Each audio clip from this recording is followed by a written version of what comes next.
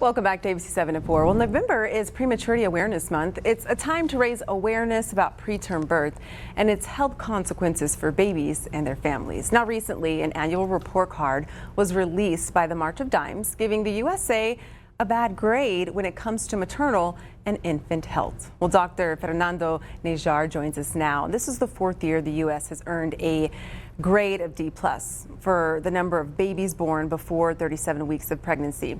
So why do you think this grade is so low?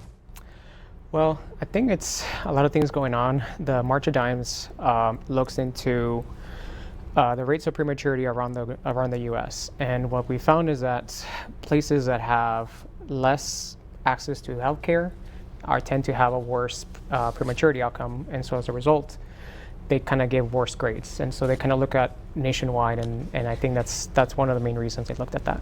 Well, the report also says there are racial gaps for maternal health in the U.S. Mothers who are Black or even American Indian die at 2 to 3 times the rate of white moms, and nearly 40,000 have severe complications every year. What needs to change, and how can we as a community get involved or learn or do more research? Yeah, that's a great question. I think access to care is one of the biggest factors in all this.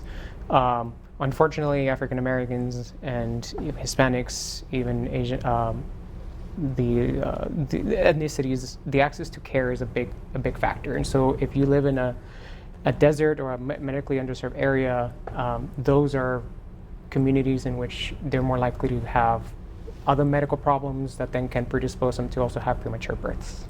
Well, do you think access to care really matters? And what advice do you have for expecting moms or even families? I do. Honestly, prenatal care and even care before conceiving is actually very beneficial, right? So because during pregnancy, a lot of things can happen, and just kind of being able to track that and have a physician be able to look at the maternal history and their medical problems can help maybe treat some of the stuff and prevent the premature birth in the first place. What are some of the causes of premature birth? That's a good question. So there's a lot of factors. There's environmental factors, there's genetic factors.